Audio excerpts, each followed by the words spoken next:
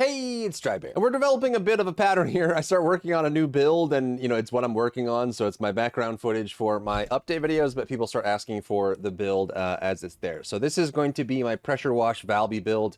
Valby is one of my favorite all-time Descendants. I love her so much. She's so cool. But she also has a lot of functional problems with her kit and how like the abilities function. And sometimes I just really wanted a build for Valby that was a good mobbing build that didn't feel like I was working so hard to get things to work. And I'll show you what I mean in a second with the other options that you have for Transcendent modules and how to modify her build. But I just wanted a simple, laid-back mobbing build that works for all content, that's strong and useful, and didn't feel like I was constantly fighting against her animation locks, her rooted in place, the different scaling between her different abilities, or the impossibly long cooldown on her big unique weapon that she pulls out.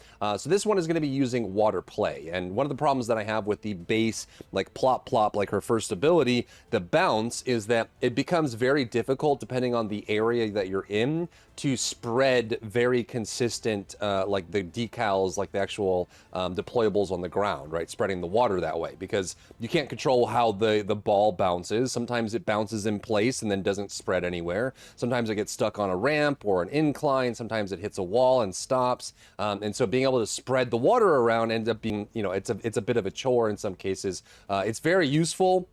Like the bouncing build, it's very useful in like Abyss, like Void Abyss, if you want to do a skill build for that, because all the Void Abyss maps are very flat, open area, and it's a very large target that's, more or less standing in one spot. So it's very easy. But if you're mobbing, relying on the ball bouncing around, it becomes very, over time, it tends to grate on me. It becomes kind of annoying because then the ball breaks and you lose out and you're missing mana and that sort of thing. Hydro Pressure Bomb has its strengths and weaknesses. We'll talk about that in a second. And then there's just kind of some general, like, obviously you could go with Supply Moisture. It is one of Valby's best mods for the longest time. It allows her to run a gun build, and most of the best Valby builds, especially if you're talking about, fast boss kills or clears, it's just a Supply Moisture build for Valby, where she just uses Supply Moisture to give crit to a weapon build, which in my opinion isn't really a Valby build. You're just buffing yourself by standing on your water and then using a gun instead. So I've been working on a build for Valby that is actually using her kit and using her abilities to make a mobbing build that is good for clearing things, and we're going to use water play. So what water play does when you equip this module is you put it on, and it changes that bouncing ball into a big projected like red carpet. Like it shoots out this rectangular projection of her ground field in a front area. And if you get high range on it, it actually covers a large space of area. It generally has some of the same problems as the bouncing version, the default version of it, up inclines and some layouts it may not be able to deploy properly, but you kind of get used to how to place it and how to deal with it. And I call it the pressure wash build because realistically, you have enough power in this build that all you're really doing is running around and making sure that every area of the ground is covered in water. Like oftentimes when I'm playing this, sometimes I'm not even looking at the enemies. I'm just like, oh, I missed a spot there and I missed a spot there. Oh, that doesn't have water on it and that doesn't have water on it. And I'm just running around filling the gaps, and I find it very relaxing and chill. On top of that, because the water play and the first ability is fusion based, and so is the ultimate, her unique ability, you can actually scale fusion and non-attribute power so significantly that when you run into a single target situation against a commander or a boss or something, you can bring out your unique weapon and blast them and then kind of wait for the cooldown. This build has maxed out cooldown to the brim, and it still is a pretty long cooldown for her ultimate unique weapon, but I think it is good enough that I just bring it out for single target and then go back to just filling the gaps and making sure the ground is covered in water while we're playing. And it wouldn't be a Drybear video without a handy dandy one sheet. This one is a skill build, and you're only running the Peacemaker here, the hand cannon, just to buff your abilities and to buff your unique weapon. And so that's why I don't have any roll stats here or any of the cores. If you're running cores on this for weapon core, you can actually run just sprint speed and grapple speed, but realistically, if you're playing this build, you will never really have to shoot the Peacemaker even once. So I don't really have any stats here. Now, if we want to do like a pure Peacemaker build, it does scale really well with firearm attack, crit damage, crit chance, and then like you can even do like Colossus power and stuff like that. But for the cores, I would just run sprint speed and grapple recovery, and then these stats here. So the mods on the Peacemaker, you're gonna run sharp precision shot because it helps you get the shots out on her unique weapon. And then you also want vibration absorption and stance stabilizer because the recoil on her unique weapon is ridiculously high. It will shoot your camera into the moon. So reducing that recoil is going to stabilize it quite a bit. And then we also just want increased rounds here as well, just to make sure that you can get the most amount of shots from her ultimate unique weapon as well. Now for this build, I'm going to recommend running Enlightened Mage. The downside here is that the build itself is a very close tightrope walk between getting more power and being able to maintain your mana. And I've tried to balance it out as delicately as I can so that you have just enough MP recovery to cast your abilities while not sacrificing too much power in the process. Okay, so let's get to the gameplay portion because a lot of people like this from the Luna build, is just kind of just going through how to play it and what to pay attention to. I want to start with kind of like a demonstration of the the gripes, I guess you could say, on the other options that you have for Valby, right? So if we were to go in here and take off water play, this is the normal plop plop, right? Which works fine on flat surfaces, right? So like if you're just trying to like spread it this way, it works great. But anytime you get uneven terrain, especially like Sigma Sector or any of the infiltration operations, it tends to get really stuck. The other problem as well is that it will hit the target and explode, right? So if you throw this out and you hit the target, it blows up if it hits something. So if you're trying to mob and there's a bunch of mobs in front of you, you'll shoot it out and it'll explode and you won't be able to actually spread it that way, which is kind of irritating. The other option that I think is really good as well is going to be Hydro Pressure Bomb. This is a really fun one in general, just because it takes her third ability and or her second ability and makes it into something really cool. However, it has a couple problems that I wish they would fix. So first of all, it turns her second ability into this jump. So she'll be able to activate it and slash down. So instead of targeting and like appearing and teleporting to the normal target, right? So if we take this off, if I'm out of combat, this is what it normally is, right? You get this ground targeter that you're able to target. You can teleport, jump. It'll create an area where you jumped from and where you landed, and then it goes on cooldown, and you can kind of just keep doing this. The damage on this is pretty good. However, you have to keep in mind that her abilities are split in two. Her first ability is fusion and her ultimate is fusion, but her second ability and her third ability are dimension. And unfortunately, the puddle that gets created by these is based on the ability that created it. So even though right now I'm scaled very heavily for fusion power, if I were to use my third ability, you'll notice that the damage is lower because this is technically a dimension puddle, not a fusion puddle, so which makes it kind of awkward to build that. So this is the normal teleport for the regular ability.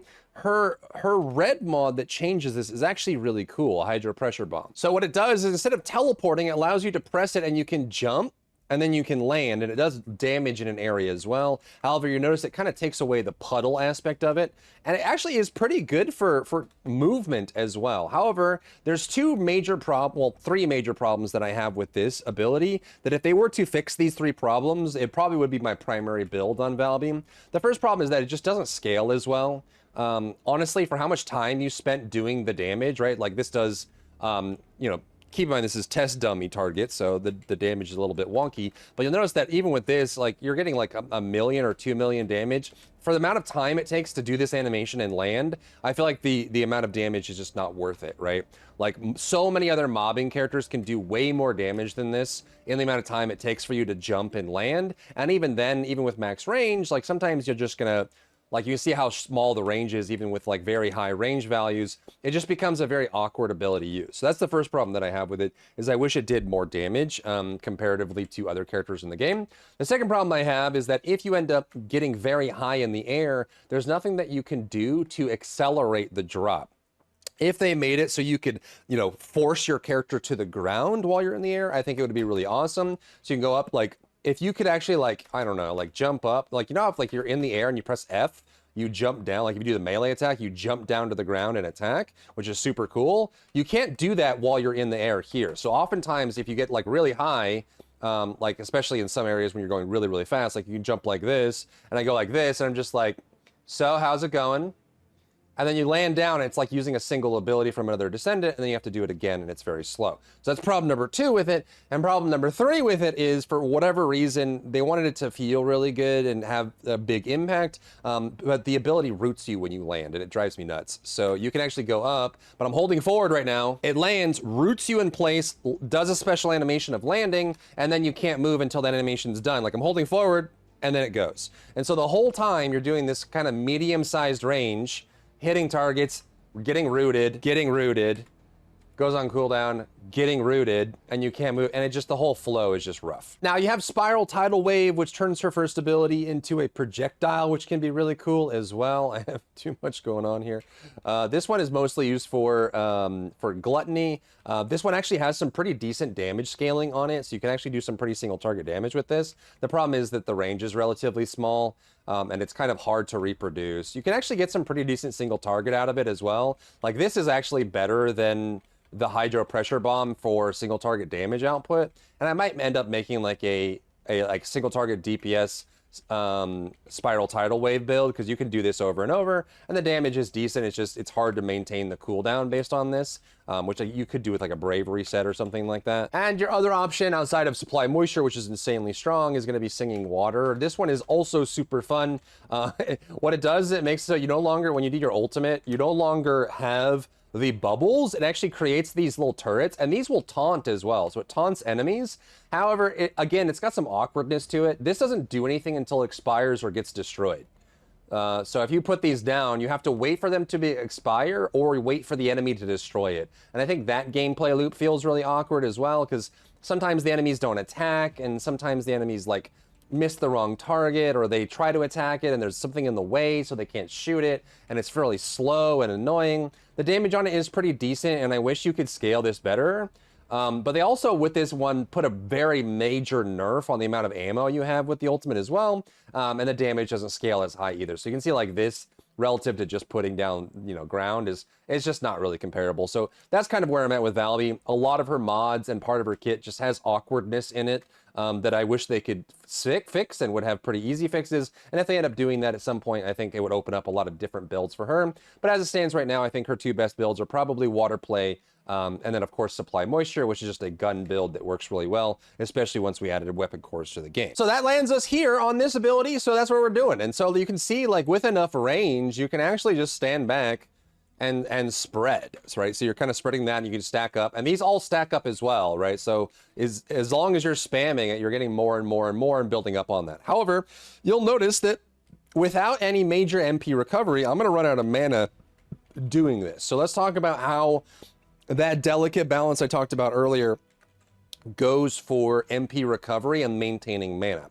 So when you first start building this build, what I would recommend doing is actually just running the Hunter set. The Hunter set is excellent for this. It gives you a little bit of skill cooldown, but it also allows you to gain infinite mana, essentially. It gives you MP recovery in combat for the 4 set. It gives you MP recovery out of combat for the 4 set. And then when your MP gets too low, you get an Arche shield on you, which appears on your character. And the next time you take damage, it gives you a big bonus of maximum MP. So it gives you basically infinite MP. So what I would do when I first start building this is I would run Hunter set. If you run the Hunter set in combat, you will have basically infinite mana. You will sacrifice power to do it, but it allows you to just kind of play around with just having infinite mana and doing that. However, I do like getting more power out of this build just to be able to do, because it is kind of, you know, on the lower end for power scaling, so we really need to crank up the damage for this. However, there's a couple things that you can do to maintain the mana that you need. The main gain here is going to be her passive. When she's standing on her own puddles, she gets a flat amount of MP. And this is great because it means that you can scale this up, and it's very reliable. So what you want to do is, if you look in the bottom right corner next to her UI here, so if we zoom in on this just to show, you'll see this icon for her passive. If I put down water and then I stand on it, you'll see that the icon turns blue and looks watery. That means her passive is going and she's getting MP regeneration. So if you're going to run this more advanced version of the water play build where you run pure damage with Enlightened Mage instead, what you're going to want to do is actually make sure you're standing on your water at all times, right? As soon as you put this down, just make sure that passive is always on. And then when we run things like MP Recovery, which is like MP Recovery Modifier, we're also going to run Selective Recovery MP, which gives you MP Recovery Modifier. This will actually scale up per passive, which means as long as you're always standing on water, you should be able to maintain this very easily. You'll notice that in the bottom corner, my mana is going up at about the rate, maybe a little bit less than the mana that I'm spending here, right? So that's kind of where we're going to get this. But this MP Recovery modifier plus using her passive gives us just enough to be able to scale it up. We're also going to run some more max MP and MP Recovery modifier in her Arche Tuning, and that allows us to run Enlightened Mage, which is a massive increase in power. This is 84% non-attribute skill power and 6% global skill power with this set here. It's just, if you're not careful, you can run into situations where you run out of mana, right? Like if I do this, like if I'm always staying out of my water and I never let my passive trigger, I will run out of mana pretty quickly. So it's very important to pay attention to that. But I think it is a nice increase because it gives you a lot of options for damage increase while you're scaling this up as well. Then, because we're maxing out fusion damage, we can also run her ultimate, which is great. This is a very big increase in damage. Like this thing just hits like a Mack truck. And because we have sharp precision shot, we can quickly empty it, dump it down on a single target, and then we're just pumping damage. And this stacks with our water play damage as well, so we can just stack it up. You'll notice that we have crazy cooldown reduction. Even with all the cooldown reduction in the world, we go from 110 seconds to 22 seconds, which means it's not really spammable. You kind of have to play around with that as well. So that is going to be your option there. But it's just kind of something to keep in mind. That's why I generally just tend to use it for like tanky targets that are just like really hard to chew through. So I'll just pump this up, dump it on a single target, and then go back to water play and spam it that way. But this just gives us lots of crazy damage on top of it. For external component stats, they are the same for pretty much every build in the game. You want HP, MP recovery out of combat on your auxiliary power. For sensor, I still haven't found one. You need max MP and MP recovery. Or MP in combat, I should say, right? It's like the same that like every freaking build run. Where's my Slayer set? Yeah, MP recovery in combat, max MP. I have run Sigma Sector Isolated Desert about 500-600 times, and I haven't found a single Enlightened Mage sensor that has double MP on it. I don't know why. I keep running it over and over and over and over and over and over. I have my junk filter set to blue quality on these stats, and I still have not had a single sensor drop with double MP after hundreds and hundreds of Sigma sectors. So maybe you're luckier than me and you get that. That will give you a lot of MP recovery there. And you want MP recovery on Enlightened Mage, and I recommend defense as well. And then for the processor, since most of the stats on processor are pretty garbage, you can run whatever you want. I tend to run shield recovery and max shield because it gives you a little bit of a buffer, but you know, it's not really too much to write home about. Next, for reactor, we're gonna crank power here as hard as humanly possible. We just want power, power, power, power, power, because the base power on Valby is low compared to other powerful skill descendants, like an Inez, for example.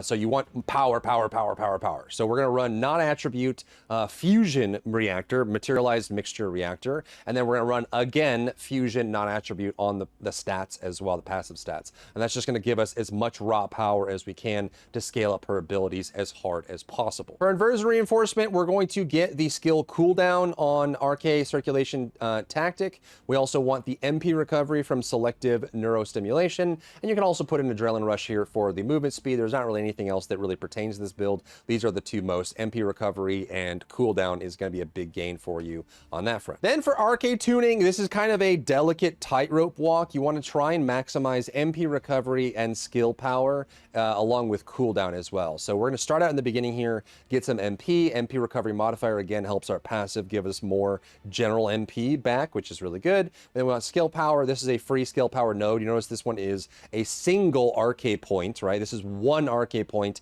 and it's 500 skill power, and the 5 Arche point is 643. So obviously the skill power economy here is not equivalent. This is definitely not 5 times the amount. So this one we definitely want to pick up. Then we get skill duration, which is really good. And we're gonna come over here and get more mana, more mana, more mana, more power, more power, more power. We get a little bit of range here as well as some duration, which helps our puddles last longer and again, gives us more spread on them as well. And then we want cooldown up here, and I do now run skill power with these here, going up here, and then I would run the non-attribute cohesion ultimate. So this one is when you kill an enemy, you have a 50% chance to stack up more non-attribute power up to, I think, like 19.2 or whatever.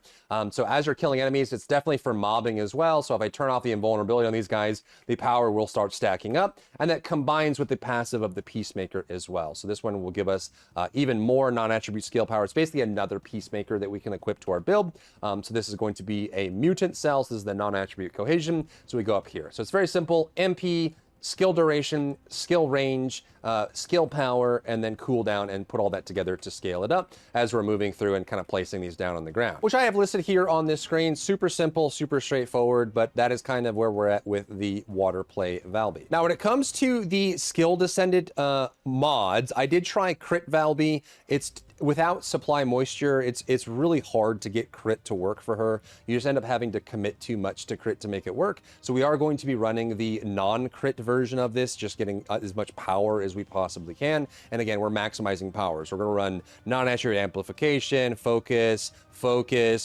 fusion amplification, just getting as much power in this build as possible to get everything scaled up. And then I'd run a double range. What you could do here, if you were willing to sacrifice some range to not have the skill power modifier drop down, which by the way has the biggest impact on her ultimate. So if you want her ultimate to be even stronger, you could replace this with maybe like a duration module, like the blue duration module if you wanted to, just to make the puddles last longer. I find that the range feels better because it makes the rectangle bigger, which means that you can kind of sit really far away and put this on the ground, and it just allows you to just cover more ground and get lots of power. And because these also stack up on each other and tick on top of each other, having more area is super useful because it allows you to really just spam and get all those numbers to pump, which feels really good. But again, you take a little bit of a power hit with the skill power modifier, so you could replace that there as well. I think you need max cooldown here. The max cooldown from mods is 74.3, and we're going to add more onto that to the point where our water play becomes a 1.6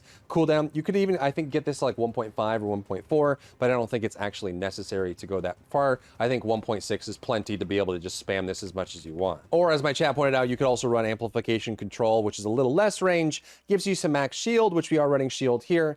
You know, if you wanted a little bit less range on that. The range here is at like 21 meters by 6 meters, which is really nice. So if you take this off, you can see it goes down to 16.8 by 4. So if you were to run like the duration mod, you could run like duration mods in here, like skill extension. This gives you a little bit more duration on this, so it lasts longer. It's easier to stack up. Also gives you a little bit more on this as well, just to be able to kind of spread those bubbles that go around. Or you could just do any of the range mods like amplification control, which won't, well, actually, but ultimately your goal is just to get to 21 by 6 on the rectangle for water play. Amplification control gets you there as long as you're running with the range modules here on these, just to be able to stack this up. So as long as you have these 3 mods here, and then you also have skill expansion, you can run amplification control if you want to fix that out to get the max range on this in general, which is pretty cool. So that is the pressure wash Valby water play build and how to play it. So there you go. So I'll probably,